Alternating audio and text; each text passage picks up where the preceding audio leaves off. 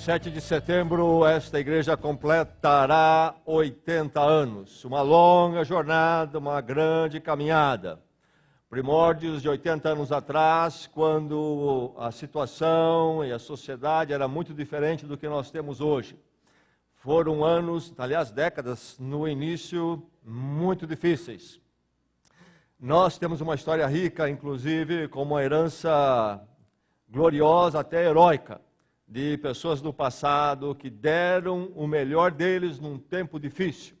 Um grupo pequenino que lutou e batalhou, e nós até hoje colhemos frutos do que eles fizeram, inclusive materialmente. Metade deste prédio que está aí na frente devemos a esses irmãos do passado.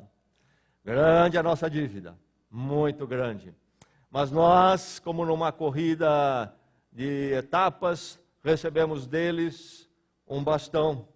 Eles correram os metros deles, bem corridos. A questão é o que é que nós vamos fazer, nós que recebemos o bastão deles. Vamos passar no mesmo ritmo para a geração que virá à frente ou não?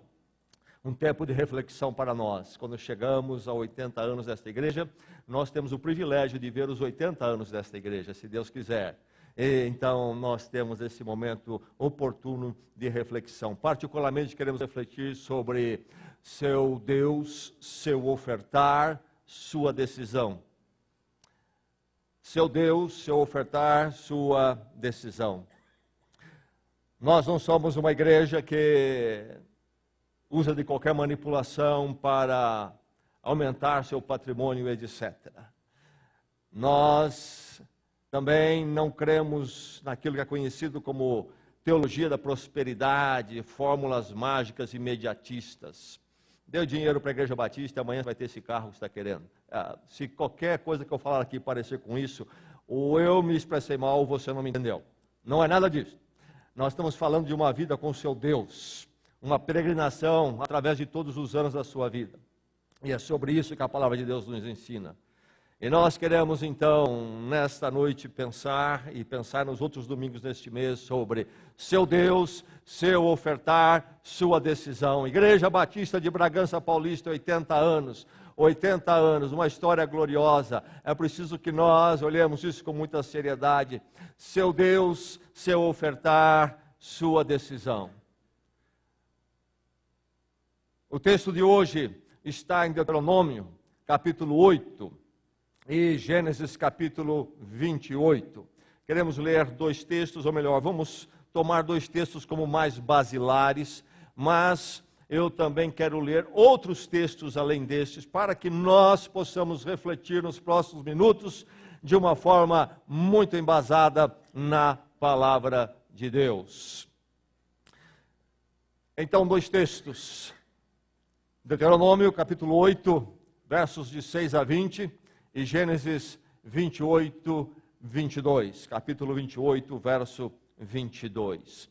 E antes de ir a esses dois textos, eu quero ler um texto, uma parte do Sermão do Monte. Este discurso de Jesus, conhecido como Sermão do Monte. As palavras, o conteúdo do sermão não tem nada a ver com o monte. Apenas é que ele falou em um lugar mais elevado, geograficamente falando. O assunto do sermão não tem nada a ver com o monte, é sobre outras coisas, a vida daquele que está no reino de Deus. E eu vou ler um trecho, então, em Mateus 6, 25, apenas um trecho deste sermão. Mateus 6, 25, Jesus fala assim: portanto, eu lhes digo, não se preocupem com sua própria vida, quanto ao que comer ou beber, nem com o seu próprio corpo, quanto ao que vestir. Não é a vida mais importante que a comida, e o corpo mais importante do que a roupa? Observem as aves do céu, não semeiam, nem colhem, nem armazenam em celeiros, contudo, o Pai Celestial as alimenta. Não têm vocês muito mais valor do que elas? Quem de vocês, por mais que se preocupe, pode acrescentar uma hora a que seja a sua vida? Não tem vocês muito mais valor do que elas? Quem de vocês, por mais que se preocupe, pode acrescentar uma hora que seja a sua vida. Tiago, outro livro no Novo Testamento, a carta de Tiago, eu quero ler no capítulo 4, a partir do verso 13. E a advertência de Tiago é a seguinte: ouçam agora vocês que dizem, hoje ou amanhã iremos para esta ou aquela cidade, passaremos um ano ali, faremos negócios e ganharemos dinheiro. Vocês nem sabem o que lhes acontecerá amanhã, que é a sua vida. Vocês são como a neblina que aparece por um pouco de tempo e depois se dissipa. Ao invés disso, deveriam dizer, se o Senhor quiser, viveremos e faremos isto ou aquilo. Agora, porém, vocês se vangloriam das suas pretensões. Toda vanglória como essa é maligna. Pense nisto, pois, quem sabe que deve fazer o bem e não faz, comete pecado. Vocês nem sabem o que lhe acontecerá amanhã, que é a sua vida. Vocês são como a neblina que aparece por um pouco de tempo e depois dissipa. Ao invés disso, deveriam dizer, se o Senhor quiser, viveremos e faremos isto e aquilo. E agora, o texto de Deuteronômio, capítulo 8, começando com o verso 6 e indo até o verso 20. Esse texto é um texto antigo. Estamos falando aí por volta de 1400 anos antes de Cristo. E o povo de Israel foi liberto do Egito. Esta família que Deus levantou a partir de Abraão, conforme a narrativa de Gênesis, para formar dali um povo e depois uma nação. Esta família, este clã, na verdade, já foi para o Egito se refugiar lá e lá se tornaram escravizados, ou foram escravizados quando eles se tornaram numerosos. O grande império do Egito, governado por aquilo que era chamado de faraós, os reis do Egito. E Deus os liberta daquela escravidão e promete a eles uma terra, então, a chamada Terra Prometida. E eles marcham pelo deserto. E agora, já antevendo a entrada na Terra Prometida, temos aqui esse discurso, talvez um sermão, de Moisés para o povo. Antes de entrar na terra, ele fala com o povo. Diz assim, a narrativa a partir do verso 6. Obedeçam aos mandamentos do Senhor, o seu Deus, andando em seus caminhos e dele tendo temor. Pois o Senhor, o seu Deus, os está levando a uma boa terra, cheia de riachos e tanques de água, de fontes que jorram nos vales e nas colinas, terra de trigo e cevada, videiras e figueiras, de romãzeiras, azeite de oliva e mel, terra onde não faltará pão e onde não terão falta de nada, terra onde as rochas têm ferro e onde vocês poderão extrair cobre das colinas. Depois que tiverem comido até ficarem satisfeitos, louvem o Senhor, o seu Deus, pela boa terra que lhes deu. Tenham cuidado de não se esquecer do Senhor, o seu Deus, deixando de obedecer aos seus mandamentos, às suas ordenanças e aos seus decretos que hoje lhes ordeno. Não aconteça que, depois de terem comido até ficarem satisfeitos, de terem construído boas casas e nela morado, de aumentarem os seus rebanhos, a sua prata e o seu ouro, e todos os seus bens, o seu coração fique orgulhoso, e vocês se esqueçam do Senhor, o seu Deus, que os tirou do Egito, da terra da escravidão. Ele os conduziu pelo imenso e pavoroso deserto, por aquela terra seca e sem água, de serpentes e escorpiões venenosos. Ele tirou água de rocha para vocês, os sustentou no deserto com maná, que os seus antepassados não conheciam, para humilhá-los e prová-los, a fim de que tudo fosse bem com vocês. Não digam, pois, em seu coração, A minha capacidade e a força das minhas mãos ajuntaram para mim toda esta riqueza. Mas lembre-se do Senhor, o seu Deus, pois é Ele quem lhes dá a capacidade de produzir riqueza, confirmando a aliança que jurou aos seus antepassados, conforme hoje se vê. Mas, se vocês se esquecerem do Senhor, o seu Deus, e seguirem outros deuses, prestando-lhes culto e curvando-se diante deles, asseguro-lhes hoje que vocês serão destruídos. Por não obedecerem ao Senhor, o seu Deus, vocês serão destruídos, como foram as outras nações que o Senhor destruiu perante vocês. Gênesis capítulo 28. Agora, uma experiência bem antes desta que nós lemos aqui. Jacó, personagem importante na história do povo de Israel, quando ainda Deus estava trabalhando uma família para formar este povo sobre o qual nós lemos agora, que está para entrar na terra prometida. Então, muito antes de Moisés, da lei, Jacó tem o seu caminhar com Deus, um caminhar difícil, de muitos aprendizados. E aqui temos esta narrativa em Gênesis 28, verso 18.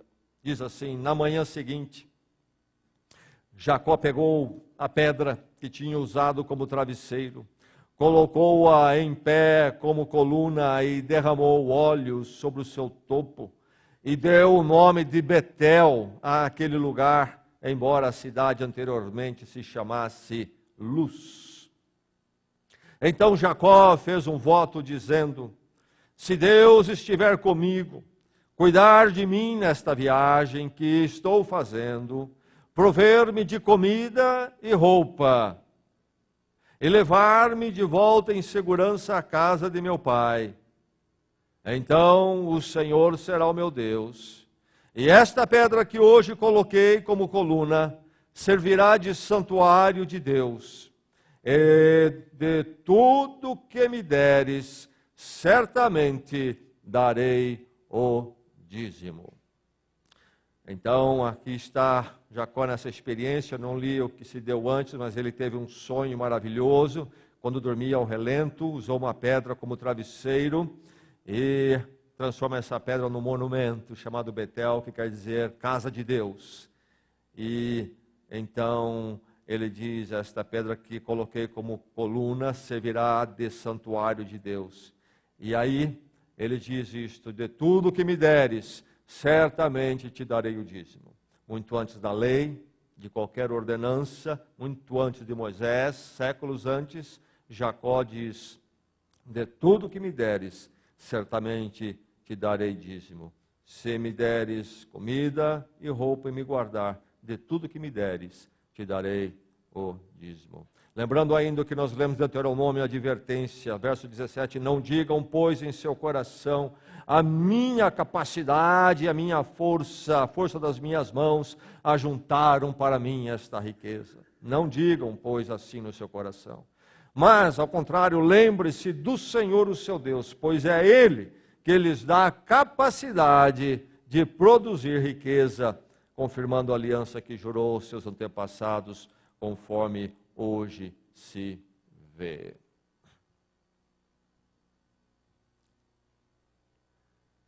A senhora idosa tinha 5 casas de aluguel. Vivia do aluguel e vivia bem, 5 casas de aluguel. Casas pequenas, 5. Zelava por isso com muito cuidado. Já a idade avançada, bem avançada, com bengala, ela fazia questão dela mesma ir receber os aluguéis sempre no dia 1º. Ia de porta em porta. Agressiva. Batia na porta já com a sua bengala. E se por um acaso ouvisse do inquilino que não podia pagar naquele dia o aluguel por alguma razão, palavras ríspidas viriam e ameaças com a bengala sendo agitada no ar. E assim ela foi, até o dia em que esta senhora caiu enferma e acamada. O médico avisou: poucas horas de vida, chame a família, chame os filhos. Lá vieram seus 3 filhos, e ela na cama, respirando com muita dificuldade, o coração muito enfraquecido. Era questão de pouquíssimo tempo, haveria de partir. Os filhos chorosos no quarto olhavam a mãe expirando ali lentamente. E não havia mais nada a fazer, não havia o que falar, nenhum com o outro, apenas olhando e lágrimas nos olhos. Mas de repente um pequeno gesto aconteceu com a mão dela, com o dedo chamando o filho mais velho para chegar mais perto. E todos se comoveram. Acharam que ela não ia falar mais. Não tinha mais força, já não falava há algum tempo, por 2, 3 dias. E agora pediu para falar. E então a voz muito fraca, e o filho mais velho, como o interlocutor, se aproximou bem perto dela com seu ouvido. Os outros ficaram em volta, esperando para ouvir dele a mensagem dela, as últimas palavras da mãe. E ela disse para ele, com a voz sussurrando: o aluguel da esquina vence amanhã. Dura o nosso relacionamento com o dinheiro, não é verdade? Se você somar todas as palavras de Jesus Cristo nos evangelhos, nos dizem entendidos que já fizeram esse trabalho, eu nunca fiz, 25% é sobre finanças, material, dinheiro. Por quê? Porque tem essa importância para Deus? Não. 25% das palavras de Jesus é sobre o dinheiro, porque o dinheiro e o material têm essa importância para nós. Por isso Deus precisa tratar com muita frequência. Dura o nosso relacionamento com o dinheiro. É comum nós pensarmos que o que nós temos é nosso, porque nós produzimos. É fruto do nosso esforço, é fruto do nosso trabalho, é meu, muito meu, porque eu ganhei. No mundo atual, há 2 visões sobre as posses e as finanças. 2 visões clássicas, 2 entendimentos clássicos. Um é o marxista comunista e o outro é o chamado capitalismo. E um teórico do capitalismo é considerado como aquele maior no assunto, foi Adam Smith. Ele escreveu sobre a riqueza das nações, um grande tratado sobre como que as nações, os povos, as pessoas adquirem a sua riqueza.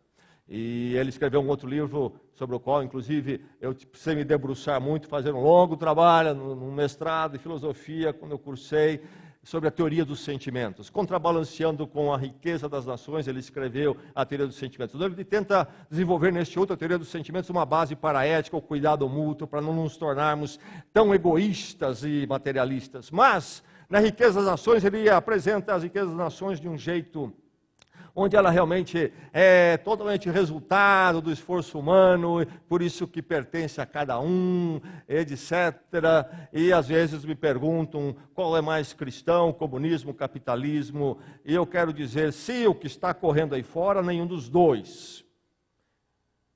Há sim um lugar para a nossa responsabilidade, o nosso trabalho que nós temos, e cabe a nós que lutamos e produzimos o administrar disso, e não devemos terceirizar, não deve ser levado para ninguém, nem para a comunidade, nem para o governo, etc. Mas há uma distância enorme entre capitalismo, cristianismo e comunismo. Qual é então a visão bíblica, se não é nenhuma dessas clássicas que está aí fora entre os homens? Que estão aí fora entre os homens? A providência. A providência. E vamos pensar, entender isso um pouco melhor. O que é que esses textos nos dizem nesta noite, particularmente Deuteronômio e o que nós vemos na vida de Jacó? Qual é a mensagem da palavra de Deus para você aqui nesta noite? Com relação às finanças, ao material, à posse que Deus acrescenta à sua vida, quem sabe a casa que você mora, um automóvel que você tem. Oferte, porque o Senhor é o provedor. Eis a grande mensagem. E todos os crentes precisam aprender isto e entender isto no coração. Oferte porque o Senhor é o seu provedor. 80 anos da Igreja Batista de Bragança Paulista. Nós queremos caminhar para a experiência cada membro um dizimista.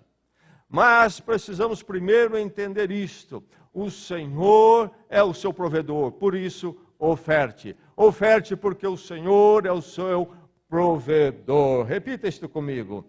Oferte porque o Senhor é seu provedor. É o provedor mesmo, meu irmão? É o provedor, minha irmã?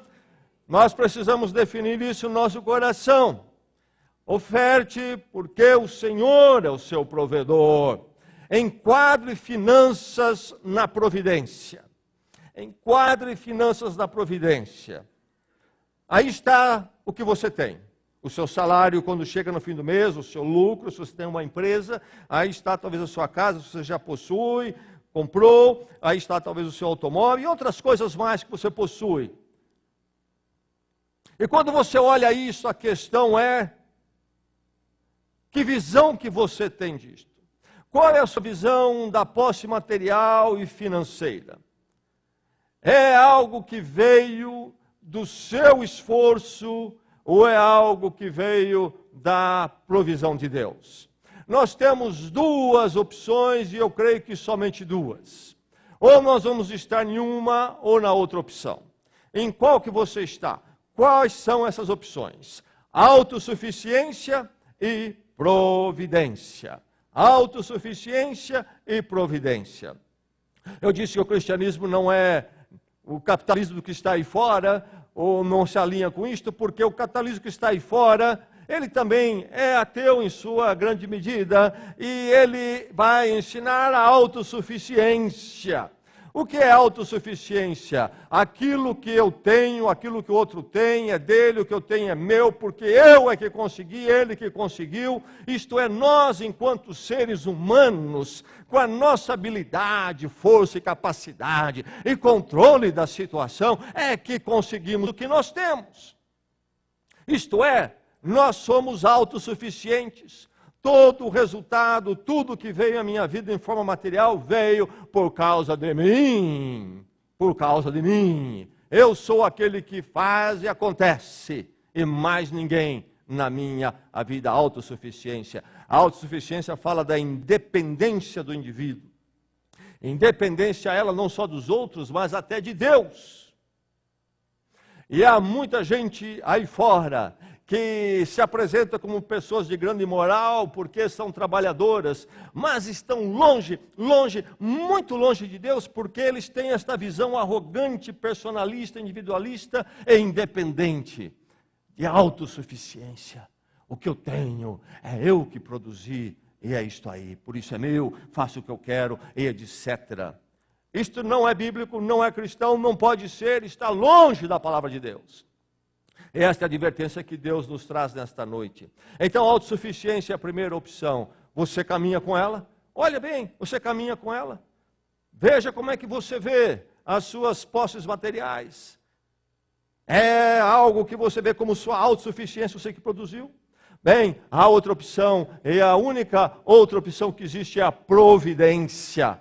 Quando eu entendo, sim, que eu posso sair e produzir, mas porque Deus me dá as habilidades, Deus me dá as possibilidades, Deus é que torna viável, Deus é que me dá esses recursos pessoais, e é Deus que permite o fluir do resultado em minha vida.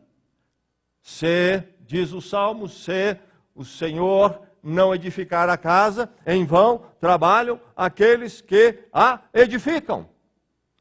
O Salmo não diz que eu não devo edificar, mas diz sim que quando eu sair para edificar, se a mão de Deus não estiver ali, nada acontece. Você crê nisto, meu irmão?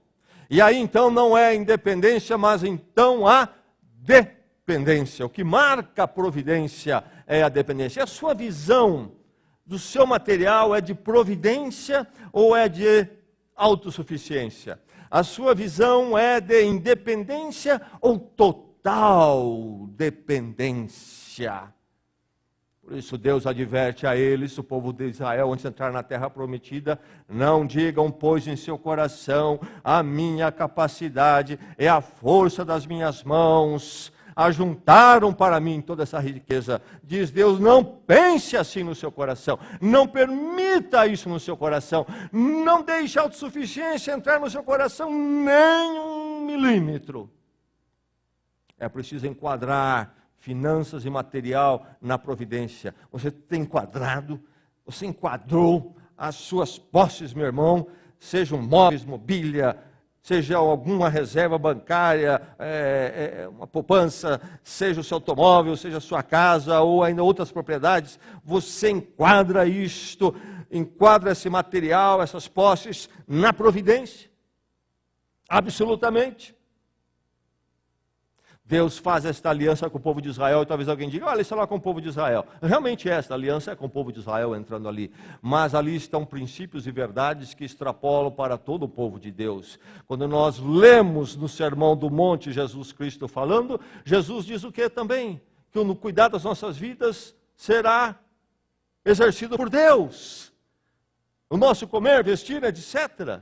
Então, continua a ideia da providência. O Sermão do Monte é todo sobre providência, sobre viver na providência. Se o Sermão do Monte é, na verdade, os princípios da vida daquele que entra no reino de Deus em Cristo e vive no reino de Deus enquanto no reino deste mundo, então, no reino de Deus, o que habita é a aliança da providência. Olha os lírios do campo, olha as aves do céu, diz Jesus. Vocês não são mais importantes do que elas? Quem pode aumentar 1 hora a sua vida? Só Deus pode permitir isto, meu irmão, de sairmos e de voltarmos, de fazermos. Só Deus pode nos dar os recursos. Lembre-se do Senhor, o seu Deus, pois é Ele, diz o verso 18 em Deuteronômio, pois é Ele que lhes dá a capacidade de produzir riqueza. Será que podemos lembrar isso todos os dias das nossas vidas? Será que quando chegar o olerite, o depósito, o salário, quando fechar o balanço da minha empresa, o balancete do fim do mês, será que eu vou me lembrar? É Ele que lhes dá a capacidade de produzir riqueza. Meu irmão, é muito fácil nós sermos professos, cristãos professos, afirmarmos, mas quando nós chegamos nas nossas posses, no nosso material, nós somos ateus na nossa autossuficiência. É muito fácil. E isto acontece com muito mais frequência do que nós gostaríamos de admitir. Que Deus nos livre disto. Que eu e você possamos sempre enquadrar nossas finanças na providência com muita humildade. E sabermos que o que nós temos porque o Senhor nos deu a possibilidade, viabilizou e confirmou. Por isso, nós pensamos em oferte porque o Senhor é o provedor. 80 anos, cada membro um dizimista, enquadrando as finanças, as posses, na providência. Cada membro um dizimista, enquadrando suas posses materiais na providência. Cada membro um dizimista. Cada membro um dizimista. Repita isso comigo. Cada membro um dizimista. Porque a providência de Deus é que nos permite estar aqui nesta noite. A providência de Deus permitiu que nós não viéssemos nus para a igreja nesta noite. A providência de Deus é que nos deu pernas ou condições de nos locomovermos e estarmos aqui nesta noite. A providência de Deus é que nos dará saúde amanhã, inteligência, habilidade e capacidade para sairmos da luta amanhã. A providência de Deus é que permitirá que nós venhamos a ver o fim do mês de agosto e recebemos então a recompensa material do fim do mês. Ou então não chegaremos lá se o Senhor não permitir. E poderíamos caminhar em muitas outras direções. Muitas outras direções. Meu irmão, eu já procurei emprego. Você também. E eu me lembro que eu precisava de emprego. Eu me lembro uma vez, jovem aí, solteiro, em São Paulo, precisava de um emprego. E lá fui eu, então, como se fazia naqueles dias, ao estado de São Paulo no domingo. Não é assim? O estado de São Paulo no domingo. Estadão. Muitos empregos, muitos cadernos, folheando a oportunidade. Lá eu vi o endereço e a oferta de um emprego que parecia se encaixar comigo. Meu irmão, olhei naquele endereço e fui lá. Sabe o que eu encontrei naquele endereço? Uma empresa que eu nunca vi. Uma empresa que foi fundada sem a minha menor participação e nem conhecimento. Estava lá quando eu bati na porta. Meu irmão, precisamos descer dessa tolice da autossuficiência e entendermos quem nós somos. Entendermos quem nosso Deus é. Seu Deus, seu ofertar, sua decisão. Enquadre as finanças na providência e cada membro um dizimista. Seu ofertar, seu Deus, sua decisão, sim. Oferte porque seu Deus é provedor. Seu Deus é provedor. Você oferta, então, somente na providência. Essa é a grande verdade. Você oferta, eu oferto somente na providência. A autossuficiência justifica apenas o quê? O não ofertar. Se eu sou autossuficiente, se o que eu tenho é uma questão de mim somente, por que ofertaria eu? Por que eu ofertaria? Sou eu que faz, sou eu que aconteço e acabou. Não devo nada, não oferto nada. Então, é importante lembrar que você oferta somente na providência, porque se não for na providência, se for na autossuficiência, não vai haver oferta. E se houver até oferta na autossuficiência, ela nem faz sentido. Por que ofertar se ninguém, nem mesmo um Deus, foi o Senhor que viabilizou essas coisas chegarem à minha vida? Não faz nem sentido ofertar. Se torna até uma loucura. Sem ofertar, permanece o que na minha vida? Se eu não ofertar, o que permanece na minha vida? Permanece a postura da autossuficiência e não do enquadrar na providência. Se eu não oferto, é porque na verdade eu creio na autossuficiência, não creio na providência. Essa é a grande verdade. O meu ofertar revela isto. Quando eu oferto, eu revelo, eu manifesto que eu permaneço na providência. Se eu não oferto, eu testemunho que meu negócio é autossuficiência. Você oferta somente na providência. Não há outro espaço. A providência causa oferta e a oferta manifesta a providência. E a providência, então, justifica e encaminha, pede o ofertar. Se Deus é meu provedor, não há como eu não responder com o ofertar. Jacó sabia disto muito bem. Jacó era um camarada de caminhos difíceis. É uma história muito interessante em Gênesis, a história de Jacó. E é uma prova clara de que nós somos do Senhor simplesmente porque Deus é gracioso. Se fosse pelos méritos, Jacó não tinha o menor espaço na história de Deus, neste mundo. Deus teve que trabalhar com Jacó com muita paciência. Mas é justamente este homem chamado Jacó, numa das horas cruciais da sua vida, quando ele cai em si, sobre a sua história, seus caminhos difíceis, mora da verdade com Deus, é que se dá aquilo que nós lemos em Gênesis nesta noite. E onde ele diz, se o Senhor me der a comida, se o Senhor me guardar, de tudo que o Senhor me der, eu darei o dízimo, 10% será do Senhor. Não podia ser diferente.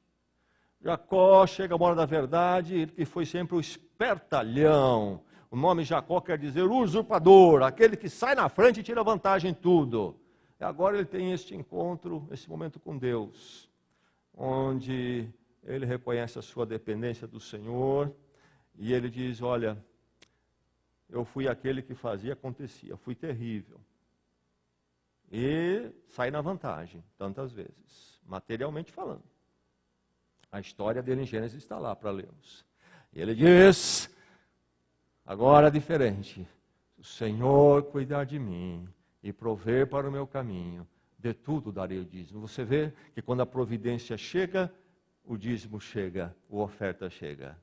As duas coisas caminham juntas, vão juntas. Você oferta somente na providência. Meu irmão, Se você não acertar no seu coração que você vive na providência, você não vai ofertar. Escreva isso aí. Quem é que oferta? Quem no seu coração resolveu de forma muito clara: se não for o Senhor, nada disso virá, e o que vem, vem pelo Senhor, e o Senhor é que cuida de mim. Quem resolveu isso no coração, oferta e é fiel no dízimo. Quem não resolveu, não vai ofertar, não adianta. Pode esticar daqui e dali para fazer uma aparênciazinha até, quem sabe, para não parecer que não faz nada, mas não acontece realmente esta disposição que nós encontramos em Jacó, que quando ele olha, Deus é o Deus da aliança, o Deus que cuida, e então é do Senhor o que ele me der também o dízimo.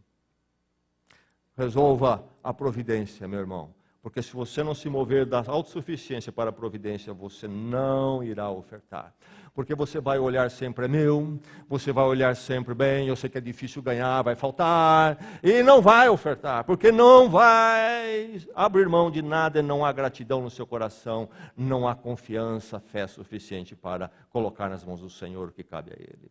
Você oferta somente na providência. Discípulos de Jesus Cristo, olhe para as aves do céu, os lírios do campo, vocês não são mais importantes do que elas, diz Jesus. A providência do Senhor está aí. Aí eu me movo para ofertar, com alegria, com prazer no meu coração. Cada membro um dizimista, 80 anos da igreja de Bragança, 80 anos da igreja de Bragança, fazemos um marco. Cada membro um dizimista. Cada membro um dizimista. Repita comigo. Cada membro um dizimista, sem exceção, porque todos nós sabemos que o Senhor é o nosso provedor. E porque Ele é nosso provedor, não há como não ofertar. Não há como fazer diferente de Jacó. Você oferta somente na providência. Oferte porque o Senhor é o provedor. Oferte para evitar os riscos da providência. Interessante. Pense nisto. Oferte para evitar os riscos da providência. A providência do Senhor vem às nossas vidas. Tudo que nós temos vem do Senhor. E do diabo? Meu irmão, não se esqueça disto. O diabo não cria nada. O que o diabo faz é tomar o que Deus criou e estragar aquilo em nosso coração. É só isso que ele faz. O que o diabo faz é só estragar aspectos da criação de Deus. E com a providência não é diferente. A providência é uma bênção, porque vem do Senhor. Aquilo que está na minha vida, Deus cuida de mim, vem do Senhor. Deus tem cuidado de mim, meu irmão. Eu chego aqui no pico dos meus anos, uma história que eu olho para trás, lembro dos vales, dos desafios enormes às vezes, momentos difíceis que eu vivi, solteiro, casado. A igreja aqui não sabe. Nem o conselho da igreja que sabe, porque eu não fico choramingando. Aliás, eu tenho pouca paciência com crente chorando a parte financeira. Mas, houve momentos da minha história dessa igreja, que agora vai se completar logo 30 anos, quando eu tinha certeza, minha esposa, que no mês seguinte, 2 meses, precisamos dar o aviso prévio para a igreja, precisamos ir embora. Não há condições financeiras de permanecer. Então, meus irmãos, fala de vales, eu conheço também. E quando você falar de vales, lembre-se que o sermão do seu lado também já atravessou esses vales. Não comece a choramingar que é só você, entendeu? Vales todos nós aqui passamos, temos passado, alguns estão passando agora. Mas a verdade é que no meio de tudo isso, Deus cuidou de mim, por isso eu estou aqui, meu irmão. E minha família está aí. Deus cuidou de nós. Mais do que Ele cuidou do lírio. Mais do que Ele cuidou das aves. Bênção. Bênção. Sou abençoado. Sou muito abençoado. Ano após ano o Senhor me sustentou. É muita bênção. Mas o diabo tem uma única especialidade: estragar o que Deus cria e nos dá. Por isso, o diabo se especializa em transformar bênção em maldição. É aí que está o perigo, e Deus alerta o povo de Israel. não aconteça, diz versos 12 e 13 em Deuteronômio 8, não aconteça que depois de terem comido, até ficarem satisfeitos, de terem construído boas casas e nelas morado, de aumentarem seus rebanhos, a sua prata, o seu ouro e todos os seus bens, o seu coração fique orgulhoso e vocês se esqueçam do Senhor. A bênção, meu irmão, é um lugar perigoso. Porque o diabo se especializa em estragar a bênção e transformar a bênção em maldição. Alguns domingos atrás eu falei sobre um amigo meu que tinha um apartamento na praia e com esse apartamento ele e a sua família se afastaram de Deus e da igreja, os seus filhos cresceram com isso, longe de Deus, etc. E eu estava falando sobre esse problema de chegar a alguma coisa alternativa em nossa vida, programa alternativo, e isto nos afastar aos poucos dos caminhos do Senhor, etc. E logo fui abordado na semana por alguém que me disse: você não gosta de apartamento na praia, não é? E eu tenho consciência que muitas vezes sou mal entendido. Talvez a limitação do pregador aqui, que não sabe se expressar bem, ou talvez do ouvinte, que não consegue interpretar bem. Deixe-me dizer desde já que não tem nenhum problema com apartamento na praia. Se alguém tiver 3 e quiser se livrar de um, eu estou recebendo. O que eu estava falando é do perigo das possibilidades alternativas. Como que a bênção pode se transformar em maldição. Temos que tomar muito cuidado. É um passo. E eu contei do apartamento porque é uma história muito gráfica, muito real, de um amigo meu, anos passados. Mas eu tive um outro amigo, jovem, épocas de solteiro, garotos ainda. Muito fiel à igreja, aquele amigo meu. Andando nos caminhos do Senhor enquanto jovem. Mas um dia ele comprou uma motinho. Não precisa ser apartamento na praia. Foi uma moto que o tirou da igreja. Agora ele se tornou poderoso. Meu irmão, a bênção se transforma em maldição. Por isso precisamos ofertar para evitar os riscos da providência. Porque quando nós estamos na providência, e nós temos, e vem os recursos, logo o nosso coração diz em Deuteronômio, fica orgulhoso, e nos esquecemos do Senhor. O meu sogro, um homem de grande experiência, veio a vida longa, falecido neste ano, um homem de grandes empreendimentos materiais durante os seus anos de vida, me disse uma vez, da sua experiência, não há nenhuma pesquisa, uma estatística técnica disso, mas da experiência dele. Ele disse: Gessé, de cada 10 crentes, apenas um consegue sobreviver na fé quando a prosperidade chega. Matemática dele. 8, se tivermos 10, todos vão bem, enquanto estiverem com a vida remediada. Desses 10, se chegar mais prosperidade, 8 vão começar a vacilar na fé. Há um perigo na providência. Aquilo que Deus tem nos dado, podemos nos tornar orgulhosos e caminhamos acomodados com relação à fé. Está tudo muito bom aqui, a igreja está bem instalada, eu estou bem instalado na minha casa, e nós levamos tudo isso no banho-maria, e a vida com Deus e banho-maria, e nós não somos fiéis no ofertar. Na providência o nosso coração fica orgulhoso. Diz Deuteronômio, esquecemos do Senhor. É preciso muito cuidado. Verificar que nós ofertamos para evitar os riscos da providência. Ofertando, nós mantemos-nos dentro da providência. Ofertando, nós lembramos a nós mesmos que não é nós, mas é o Senhor. Ofertando, nós lembramos que o Senhor é que nos deu, é o Senhor que nos dá. Nós mantemos o nosso coração humilde na presença de Deus quando os nossos dias forem melhores, ou naquilo que nós temos recebido do Senhor. Nós crescemos na providência quando nós ofertamos. E o contrário é verdade. Cuidado. Havia um homem que começou um pequeno negócio e ele fez um voto que ia dizimar do lucro dos seus negócios. Começou muito pequenino. E lá começou com o seu lucro de 6, 7 mil. E ali o dízimo saía sempre. E se passaram os anos, e aquele negócio foi crescendo. Quando então o faturamento dele chegou a 2 milhões, E ele tinha um pacto de dizimar. E agora 2 milhões, o dízimo seriam 200 mil. E aí encrencou.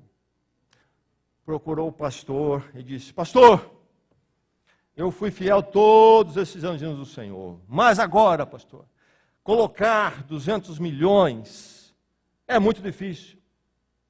Quando eu dava 500 reais, era uma coisa, mas 200 milhões, sabe o que é 200 milhões de investimento no meu negócio, de reinvestimento? Sabe o que é isso? Tirar 200 milhões e colocar de oferta e dízimo. Fica difícil com tanto assim. O pastor disse: então eu posso orar por você. Posso? Sim, pastor. O pastor orou: ó Deus, tira a riqueza dele para ele voltar a dizimar. Alguns de nós talvez precisem da bênção removida para o nosso coração deixar de ser orgulhoso. Oferte para evitar os riscos da providência. Quando você estiver na providência, meu irmão, lembre-se disto. Oferte. Mantenha seu coração humilde. É necessário esta verificação, este checar mensalmente na presença de Deus. Verificar que o nosso coração está na providência e a providência não está sendo estragada pelo diabo, se transformando em maldição. A oferta faz isso com o meu coração. O dízimo faz isso com o meu coração. Me faz lembrar, é o Senhor, é o Senhor, é o Senhor. Oferte porque o Senhor é o provedor. Oferte porque o Senhor é o provedor. Você precisa ofertar para evitar os riscos da providência. Ofertando 80 anos da igreja de Bragança. Cada membro um dizimista, sem exceção. Ofertando para não cair em nenhum risco na providência. Cada membro um dizimista. Cada membro um dizimista. Repita comigo. Cada membro um dizimista. Oferte porque o Senhor é provedor. Submeta-se então à providência pelo ofertar. Como é que eu me coloco realmente na providência e não fico na autossuficiência? Eu como crente, como é que eu nas minhas finanças, do meu material, não me torno um ateu, mas sim um filho de Deus em Cristo Jesus? Como que eu, o crente, no meu material, não fico na autossuficiência, mas vou para a providência? Como? Quando eu me submeto pelo ofertar. Sem ofertar, permanece o quê? Acontece o quê? A autossuficiência. Essa é a grande verdade. Enquanto eu não ofertar, eu fico na autossuficiência. Enquanto o meu dízimo não for entregue, eu fico na autossuficiência. Esse foi um princípio que meu pai me deu quando eu recebi meu primeiro salário. Era o chamado salário mínimo do menor. Aí meu pai disse para mim: dependa do Senhor, fica na dependência do Senhor, entrega seu dízimo sempre. E tem sido uma caminhada com Deus assim. Sem ofertar, meu irmão, o que acontece na minha vida não é a providência, é a autossuficiência. É caminho daquele que está longe do Senhor. Crer na providência passa pela oferta, pelo ofertar, pelo dízimo. Essa é a grande verdade. Enquanto isso não acontecer, nós estamos apenas com muita palavra, muita palavra. É muito crente, como é que é o gesto? Muito teórico, muita palavra. Quando é? Mas enquanto eu não ofertar, dizimar de forma consistente, meu irmão, eu não estou na providência, eu não creio em providência. Essa é a grande verdade. Submeta-se à providência como? Como é que eu faço isso? Como é que eu trago realmente a providência, a visão da providência do material, nas finanças, para o meu coração, para a minha vida? Como? Quando eu oferto. Primeiramente, é ali que todo discurso passa a ser realidade. É ali que todo palavreado vira verdade. Submeta-se à providência pelo ofertar. Crer na providência passa pelo ofertar. Ofertar encaminha a providência para a minha vida. Ah, esta grande maravilha.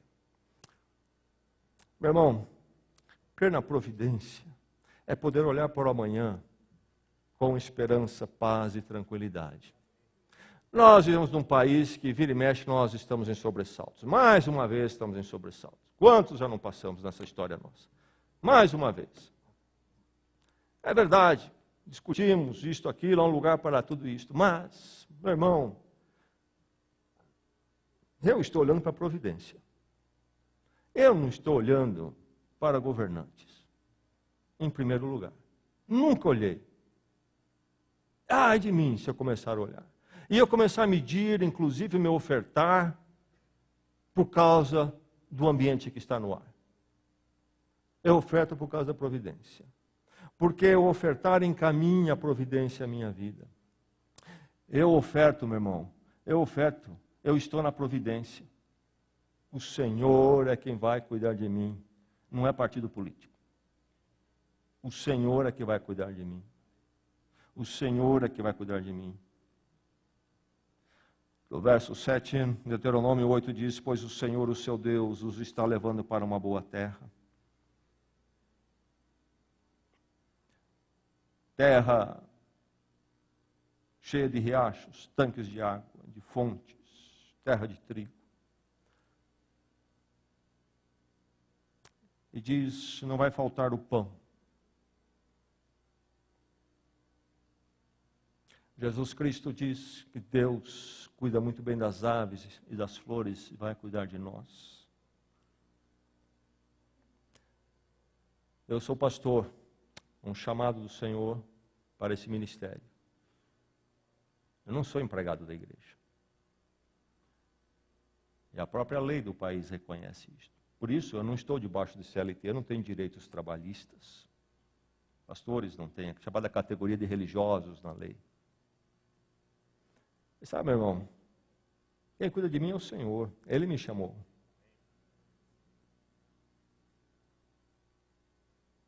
E se um dia a igreja de Bragança falhar, eu estou na providência. E por muitos anos a igreja de Bragança não pôde prover para mim, a minha família, como precisávamos. Eu estava na providência. E eu continuo na providência.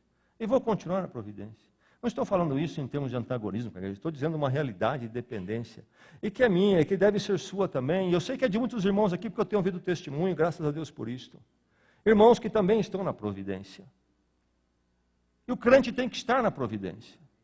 Não é o empregado, não é o empregador, não é a igreja, não é o governo, é o Senhor. Acima de tudo. Submeta-se à providência pelo ofertar. Quando eu oferto, eu realmente me coloco na providência. Oh, o Senhor fez, gratidão. Oh, o Senhor cuidará. Aqui está a minha oferta e meu dízimo.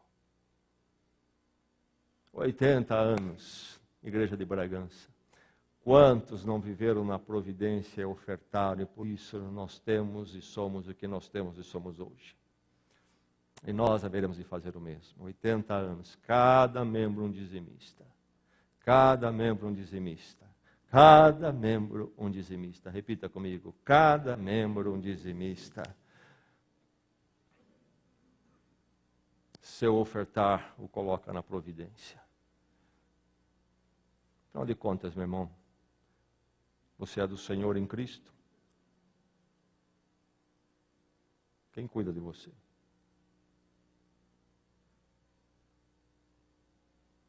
Deus nos envia para a terra prometida. Sim, essa terra produz, diz o Senhor, isto ou aquilo. O Senhor fala até vocês poderão tirar cobre das montanhas. Não é? Diz o texto lá. Meu irmão, aí está envolvido muito trabalho, muita dor de cabeça, muito labutar. Estou falando de lavoura, extração de mineral, metal. Não é?